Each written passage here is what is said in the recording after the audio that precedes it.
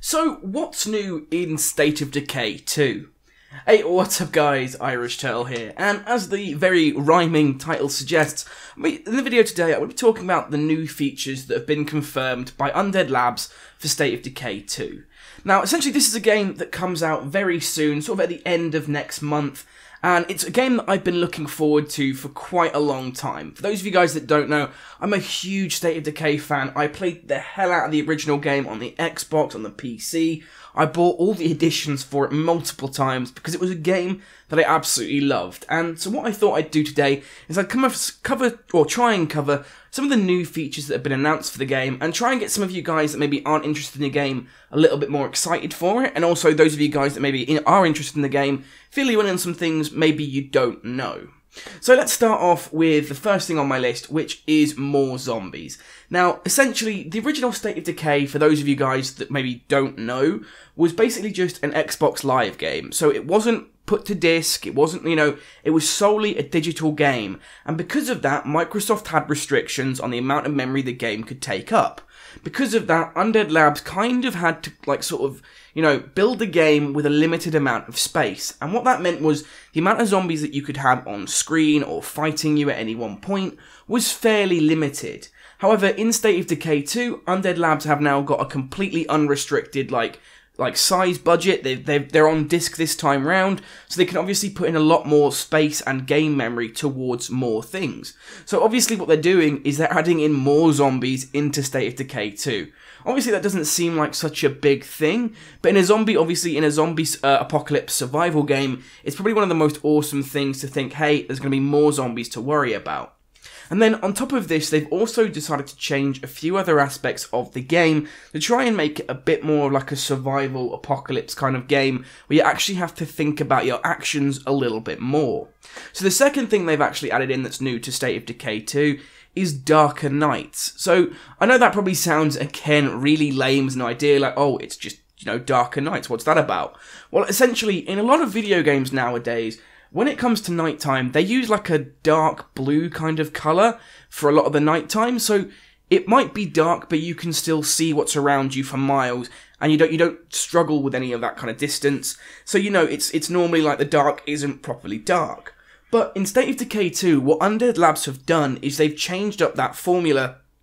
And they've basically made it so that your character has like a zone of radius around them that they can sort of see through the darkness. And then beyond that, it's basically just pitch black, where you can sort of see shapes moving around in the dark. And it's very difficult for you to see what's out there in front of you. And I think that's a really awesome aspect, because they've said it adds the tension. It makes you have to think about things more often. They say things like, oh, you could be driving down the road, and suddenly out of nowhere, you could just see a wreck of a car in the road that you nearly drive into because you can't see that far ahead of you. So it's a really interesting dynamic change to the sort of the State of Decay formula from the original game, and I think it's going to add a lot more sort of pressure and worry to when you're playing in the nighttime when you're playing at night in the maps. So the third thing to talk about, sort of from the coming off with the more zombies and things, is they've now added in vehicle modifications into State of Decay 2. So basically what that means is, in the original game, you had your stock vehicles and that was it, you couldn't change them. But in State of Decay 2, provided you have the facilities within your base that you build to upgrade the vehicle, you can actually do so you can sort of add on spikes and armour to the vehicles, make them a bit more substantial, make them stronger, give them a larger fuel capacity, which we'll get onto in just a minute. But generally speaking, the idea is you can start now not only customising your base in State of Decay, but also now your vehicles as well, to try and deal with this apocalyptic situation. And again, it's one of those things of the developers realised that was something we wanted and they've added it in. So the fourth thing I want to talk about is fuel. Now this is another thing that they've added in, sort of that you have to consider. Again, this is sort of alongside with the vehicles. Vehicles in State of Decay 2 no longer have unlimited fuel.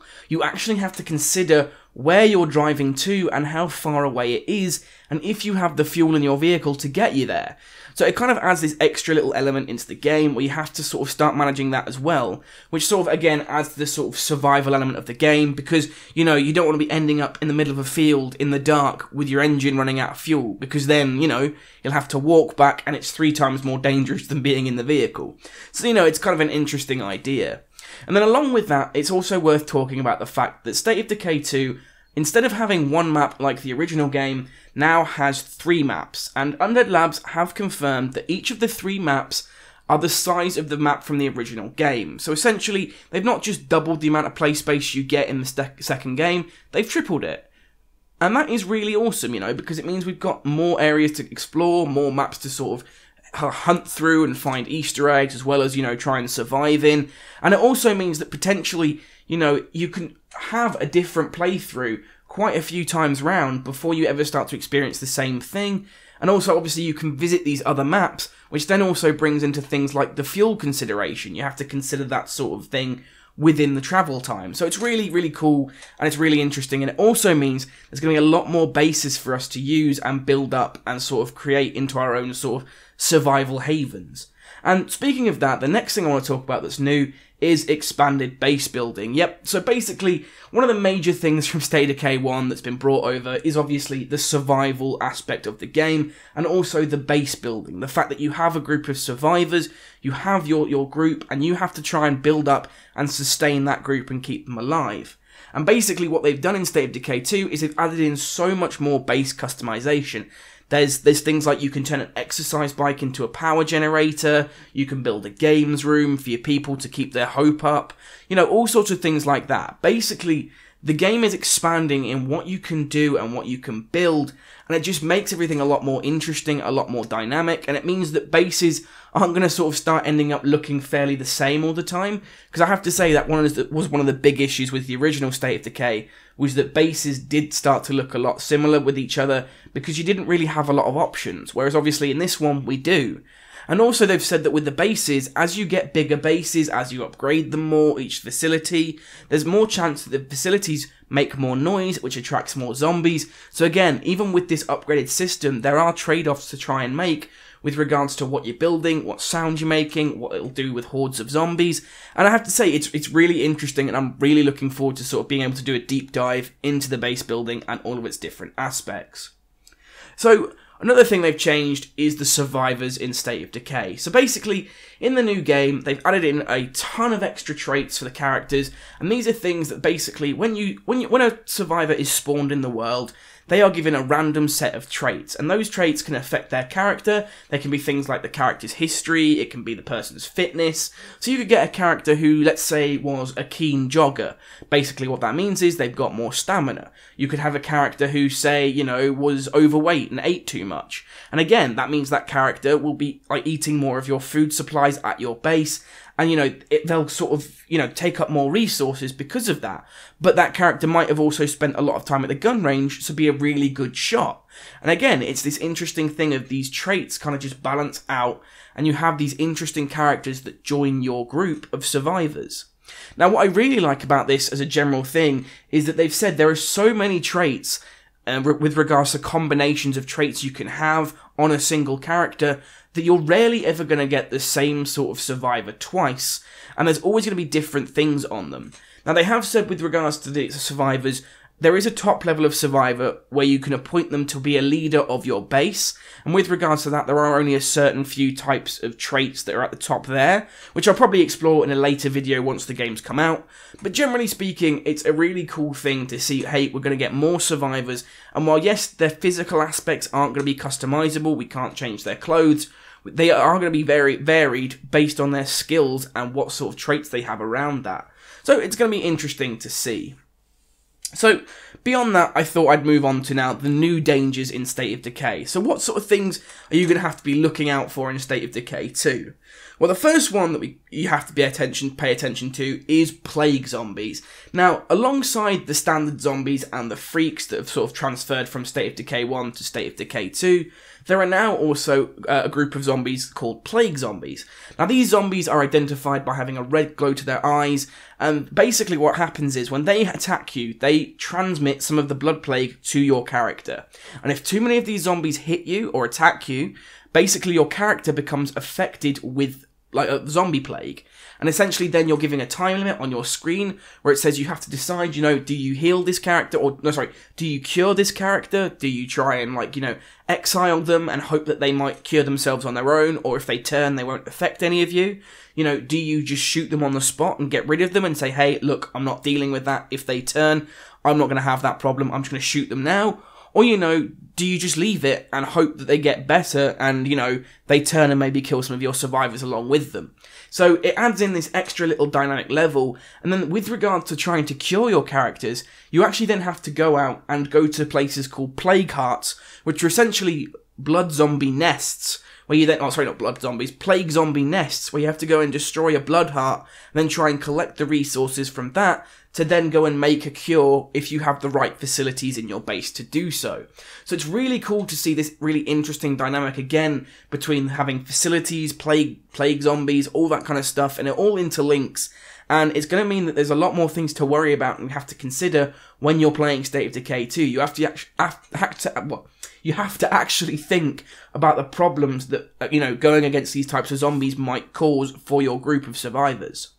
The next thing is on the hostile list of new enemies is hostile survivors. Now, that is something that is really, really new to this series. It's never really been sort of explored in any kind of way. It's sort of briefly hinted at in the first one where groups will say to you, hey, you know, go away, or you know, we'll kill you. And it's sort of like briefly done in the story, but it doesn't really get fleshed out into anything major. Whereas in State of Decay 2, when you come across a random survivor out in the world trying to make it on their own, you have to consider, is this person going to be friendly, aggressive, neutral? You know, are they going to be a potential survivor I can recruit or trade with? Or, you know, are they going to try and draw their weapon and actually kill my survivor? So again, it adds this more almost Walking Dead element to the game, where, you know, when you find somebody, there are real considerations to make. You sort of have to go, do I have the health that if this person attacks me, I can defend myself? And it's just a really interesting aspect that I'm really looking forward to, because it means that, you know, there are more threats out there to you, and there are going to be more ways to deal with those sorts of things. So it's going to be really interesting to see how that's implemented. And then the final new thing to State of Decay 2 that you've probably noticed throughout all the footage that I've used in this video is multiplayer. Yep, that's right. State of Decay 2 is going to be 4-player co-op.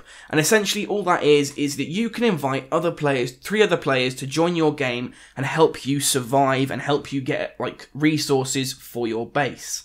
Now, Undead Labs have stated that the play style of other players will solely be cooperative play. Another player cannot join your group and then kill you, because that's not sort of where they're going with their game. It's not PvP focused, it's PvE.